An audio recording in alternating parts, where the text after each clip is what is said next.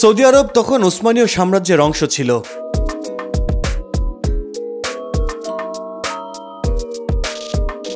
19 শতকের দিকে শাসক শরীফ আব্দুল মুত্তালিব ইবনে গালিবের আমলে তায়েফের আল মাসনা এলাকায় এই মসজিদটি নির্মিত হয়।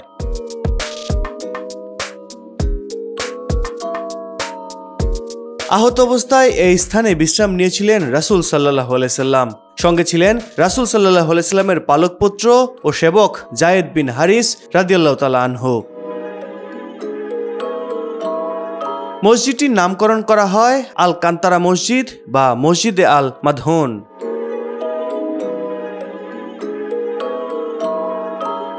রাসূল সাল্লাল্লাহু আলাইহি সাল্লামের স্মৃতি বিজড়িত তায়েফ শহরে সকাল থেকে ঘুরছি বন্ধু অনিন্দ মামুন সহ। ঘুরে দেখছি ঐতিহাসিক স্থানগুলো। আগের ভিডিওতে আপনাদের দেখিয়েছি রাসূল সাল্লাল্লাহু আলাইহি সাল্লামের মসজিদ আর কথিত সেই বুড়ির বাড়ি। এই ভিডিওতে তুলে ধরবো কান্তারা মসজিদ নিয়ে কিছু তথ্য, সুতরাং পুরো ভিডিও জুড়ে আমার সাথেই থাকুন।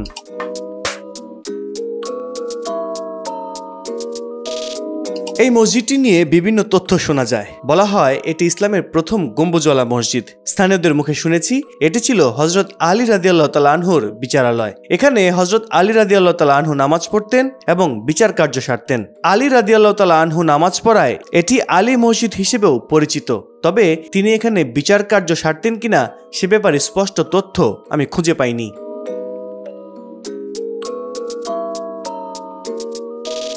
তায়েফের রাস্তায় হাঁটছেন, কেমন লাগছে? আমি তো বারবারই বলছি আমি 1400 বছর আগে ফিরে আছি। আমার সবসময় মনে হচ্ছে যে এখান দিয়ে সাহাবীরা হেঁটেছেন, এখান দিয়ে তায়েফবাসী হাঁটতেন, যে তায়েফবাসীরা রাসূল পাক সাল্লাল্লাহু আলাইহি ওয়াসাল্লামকে আক্রমণ করেছিলেন। সেই তায়েফবাসী একসময় এমনভাবে ইসলামের জন্য নিবেদিত প্রাণ হয়ে গিয়েছিল যে রাসূল পাক সাল্লাল্লাহু আলাইহি ওয়াসাল্লাম এই তায়েফের ময়দানে, এই তায়েফে পুরো তায়েফটাই ইসলামের দখল করে নিয়ে ইসলামের আলোয় আলোকিত করেছিল। সেই তায়েফের রাস্তা দিয়ে আমি হাঁটছি, কিন্তু এখন সেই তায়েফের আগের তায়েফ নেই। এখন তায়েফ আধুনিক তায়েফ, পিচঢালা পথ, কোনো মাটি নেই, কোনো বালু নেই, পাথর নেই, শুধু পিচঢালা পথ আর পথ।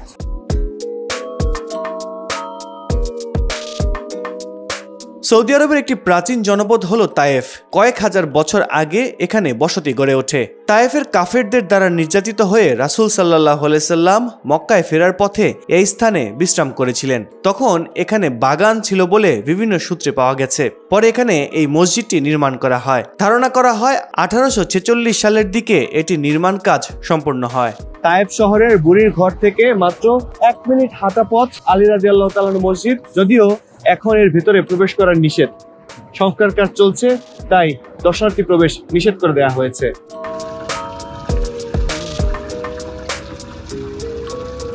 বাগানের মালিক ছিলেন মক্কার 2 সর্দার উতবা ও সাইবা। মহানবী সাল্লাল্লাহু আলাইহি সাল্লাম তখন মারাত্মকভাবে আহত ছিলেন এবং তার সমস্ত শরীর রক্তাক্ত ছিল। এই অবস্থা দেখে বাগানের 2 মালিকের মনে দয়ার উদ্রেক হয়। তারা বাগানের শ্রমিক আদ্দাসের মাধ্যমে কিছু আঙুর পাঠিয়ে দেন। সেই বাগানের কিছু অংশ এখনো মসজিদের বিপরীত দিকে টিকে আছে। খ্রিস্টান দাস আদ্দাস নবীজি সাল্লাল্লাহু আলাইহি সাল্লামের কথা শুনে মুগ্ধ হয়ে যান এবং ইসলাম গ্রহণ করেন।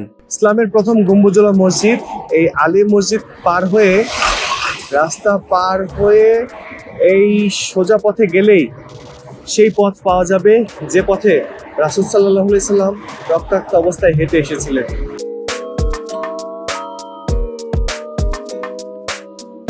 ঐতিহাসিকরা বলেন স্ত্রী খাদিজা রাদিয়াল্লাহু তাআলা আনহা ও চাচা আবু তালিব মারা যাওয়ার পর রাসূল সাল্লাল্লাহু আলাইহি সাল্লাম ও মুসলমানদের উপর মক্কাবাসীর অত্যাচার বেড়ে যায়। তখন মহানবী সাল্লাল্লাহু আলাইহি সাল্লাম তায়েফে যান ইসলাম প্রচার করতে। তারা ইসলামের আহ্বান প্রত্যাখ্যান করে এবং নবী সাল্লাল্লাহু আলাইহি সাল্লামের পেছনে দুষ্টু বালকদের লেলিয়ে দেয়। তারা পাথর নিক্ষেপ করে রাসূল সাল্লাল্লাহু আলাইহি সাল্লামকে ক্ষতবিক্ষত করে।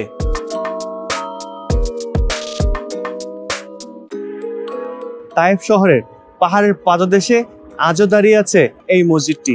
কান্তারা মসজিদের নির্মাণে আব্বাসীয় স্থাপত্য শৈলী অবলম্বন করা হয়। এতে মসজিদের প্রাচীনত্বের ছাপ তৈরি হয়েছে। তায়েফ শহরে যারা আসেন তারা এই মসজিদ দেখতে ভুল করেন না।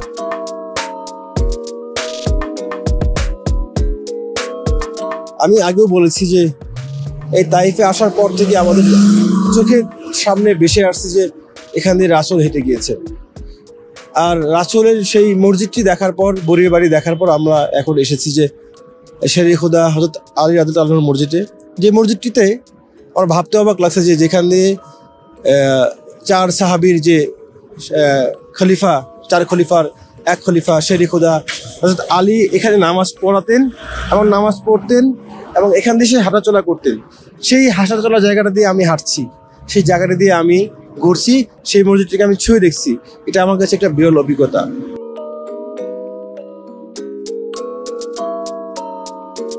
প্রতিদিন অসংখ্য দর্শনার্থী এখানে আসেন, এই মসজিদটি দেখেন এবং দেখে আবেগে আপ্লুত হন।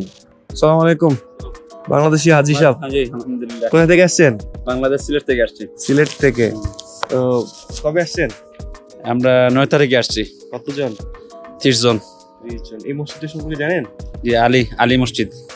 আল্লাহর হাবিব সাল্লাল্লাহু আলাইহি সাল্লামের 10 জন জান্নাত প্রাপ্ত সাহাবায়ে কেরামের মধ্যে একজন হলেন হযরত আলী রাদিয়াল্লাহু তাআলা আনহু। উনি সফরকালীন সময়ে এই জায়গার মধ্যে এসে আসরের নামাজ পড়ছিলেন, সেই জন্য এই জায়গা তাকে স্মৃতি বিজড়িত হিসাবে রেখে দিয়েছেন।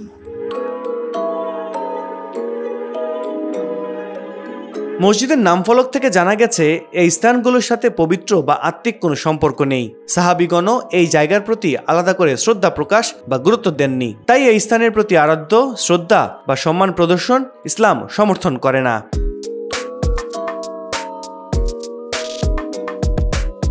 তো মসজিদে কান্তারা নিয়ে এই ছিল আমার আজকের ভিডিওতে।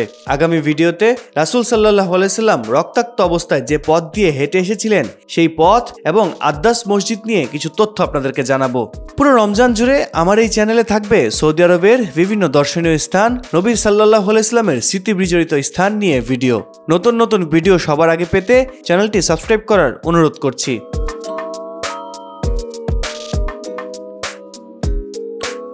এই মসজিদটির এক পাশে হচ্ছে চলাচলের রাস্তা আর 3 দিকে পাহাড়ের পাথরে ঘেরা।